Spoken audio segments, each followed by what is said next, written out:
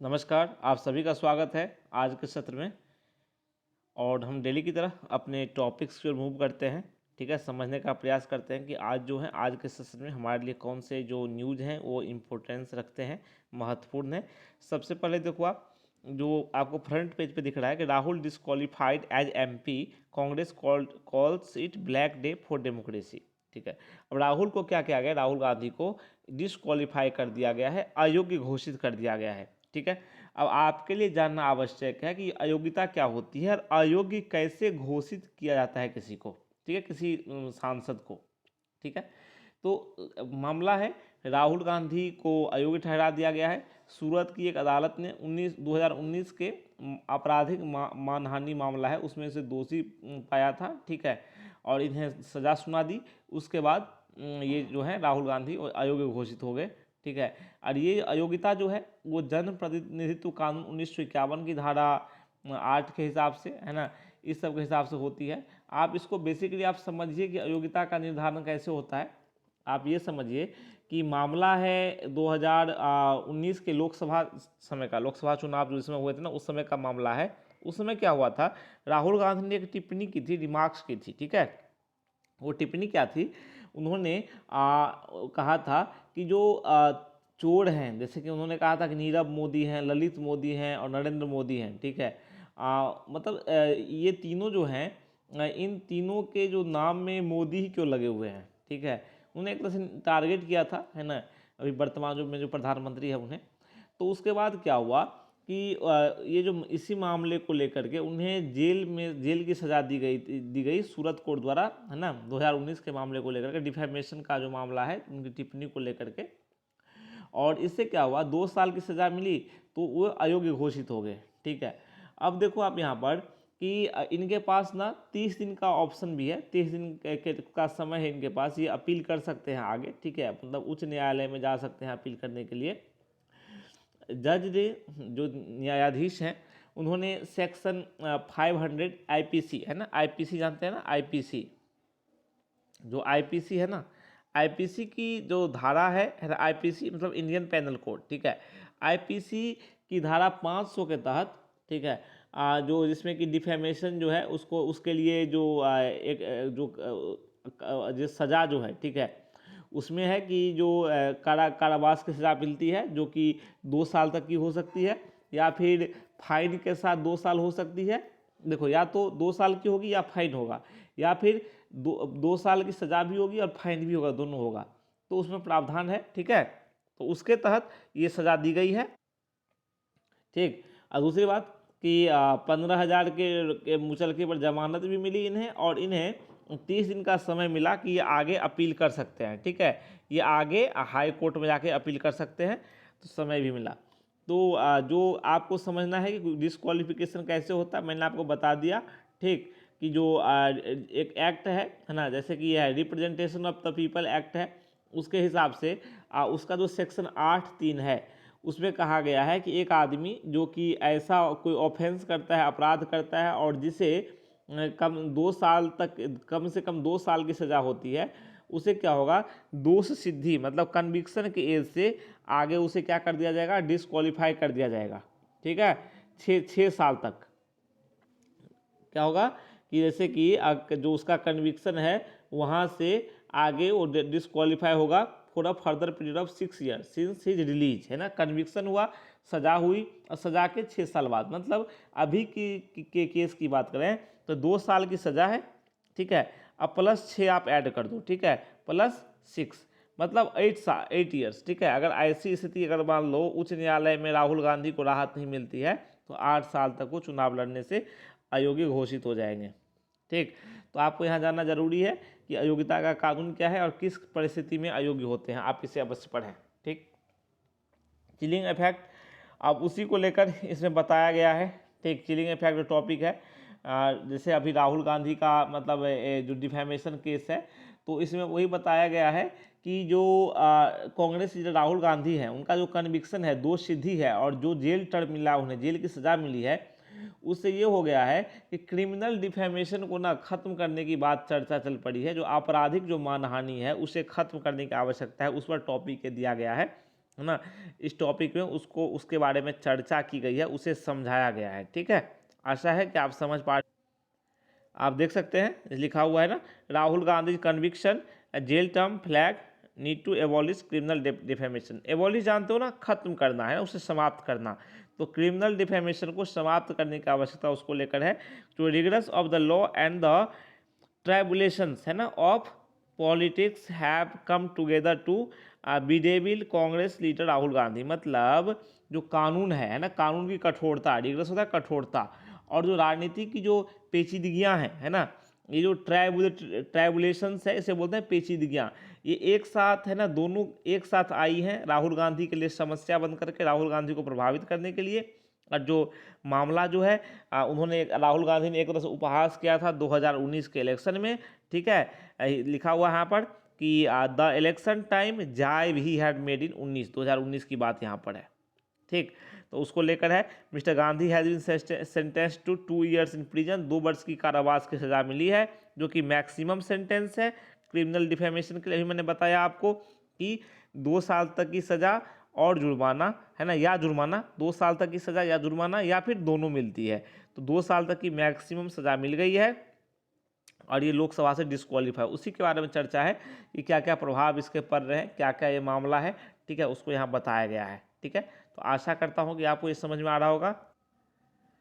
और आप इस टॉपिक को देखिए, why Tipu Sultan must be killed, है ना, टीपू सुल्तान को लेकर के टॉपिक है, उसके बारे में चर्चा की गई है कि Tipu Sultan was feared and envied not just during his reign. उसको उसके मतलब समय की बात है, उसके जो दुश्मन, तत्कालीन दुश्मन थे, शत्रु थे, ब्रिटिश थे, उस समय की बात है, किस प्रकार से वो निपटा था। ठीक है, और ये जो वर्तमान में जो उसके लेकर चर्चा है। ठीक है, कि टीपू सुल्तान को लेकर तो गहमा गहमी के बाद देखी गई है, तो उसी संदर्भ में ये टॉपिक है। ठीक है, उसके बारे में चर्चा की गई है, आप इसे पढ़ेंगे। वैसे कुछ ज़्यादा खास इसमें आपको नहीं मिलेगा, तो आप इसे इग्नोर भी कर सकते हैं, हटा भी सकते हैं। और आप इसे देखिए, a chilling remark and the price to पे।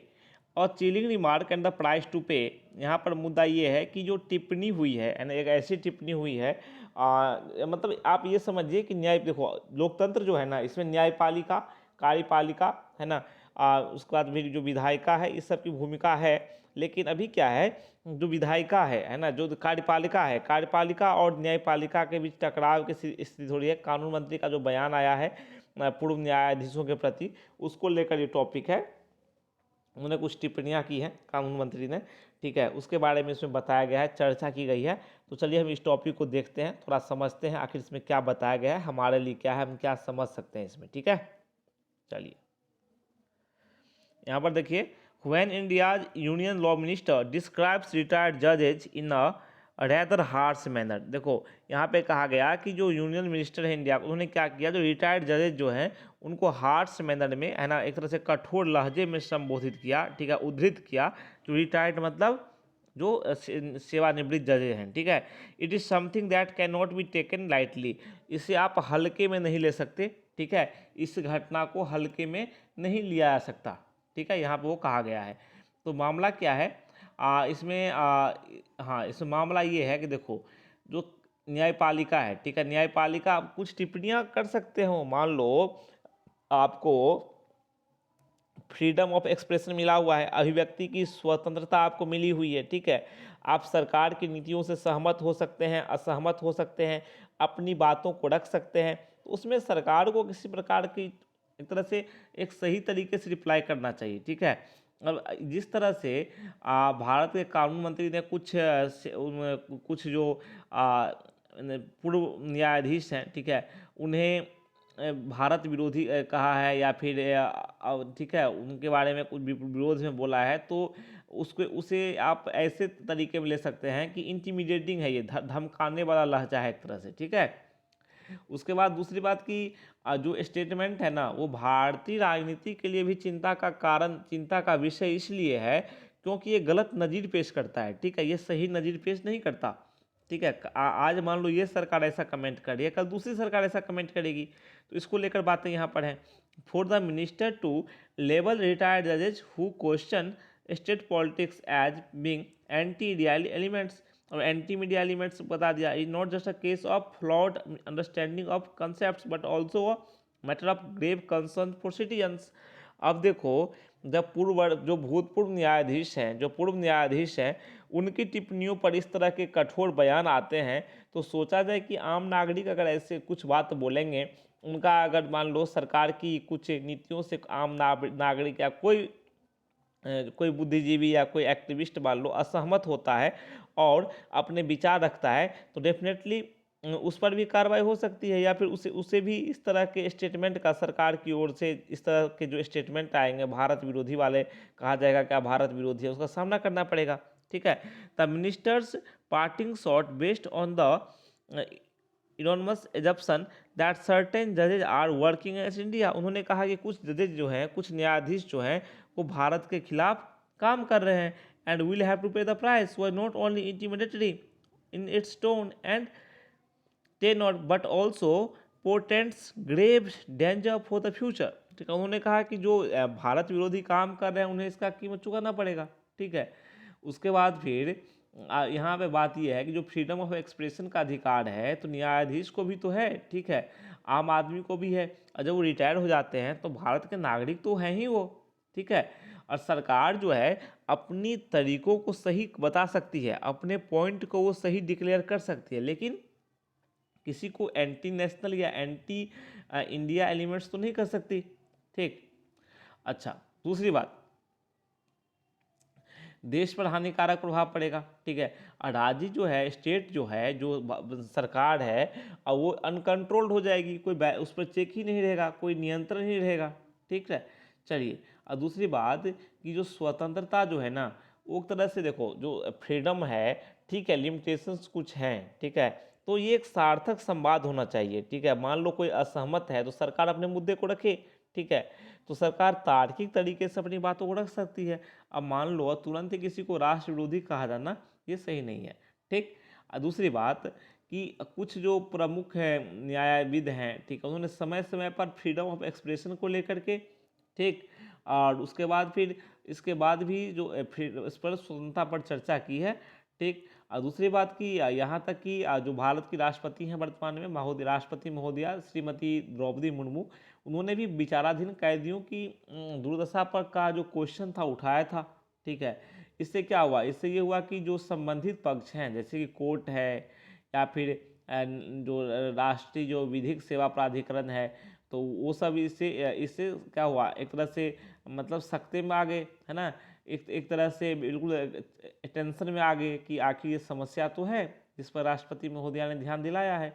तो फ्रीडम ऑफ एक्सप्रेशन जो है ना, वो जो समस्याएं निहित हैं उसको सामने लाने का एक जरिया है। ठीक, दूसरी बात, इस समस्या का समाधान महत्वपूर्ण हो जाता है। ठीक, क्योंकि इस तरह की जो पहले हैं वो सही नहीं है। ठीक है, एक सार्थक चर्चा होनी चाहिए। अगर मान लो कोई असहमत है तो सरकार को अपना तर्क वाजिब तरीके से रखना चाहिए। ठीक, अब भारत के संवैधानिक जो भारत की स्थिति है उसे किसी प्रकार से प्रभावित नहीं किया जाना चाहिए। ठीक, चलिए, और दूसरी बात कि हाँ, दूसरी बात कि जो कानून मंत्री हैं, कानून एवं न्याय मंत्री हैं, ठीक है, तो उनका जो कुछ रिटायर्ड जजेज पर टिप्पणी है उन्होंने जो किया है, तो डेफिनेटली उससे क्या हुआ है, जो इंडिया में जो फ्रीडम ऑफ एक्सप्रेशन का राइट है उसको लेकर कुछ प्रॉब्लम आई है, चिंता की स्थिति पैदा हुई है। तो ये कर्तव्य बनता है सरकार का कि उसे एक्टिवली इन जो कंसर्न को एक तरह से साफ करना चाहिए, हटाना चाहिए, और ये इंश्योर करना चाहिए कि जो सिटीजन्स हैं उनके फंडामेंटल राइट्स जो हैं वो सही से अस्तित्व में रहेंगे और किसी भी प्रकार की समस्या नहीं आएगी। ठीक है, तो आशा है कि आपको ये समझ में आया होगा। तो आज जितने भी टॉपिक्स थे मैंने आपको थोड़ा थोड़ा करके पूरा ब्रीफ करके समझा दिया। ठीक है, आशा है कि आपको समझ में आ गया होगा। तो फिर कल मिलते हैं नए टॉपिक में कुछ नई जानकारियों के साथ। तब तक के लिए आज्ञा दीजिए और कहिए नमस्कार। Thank you.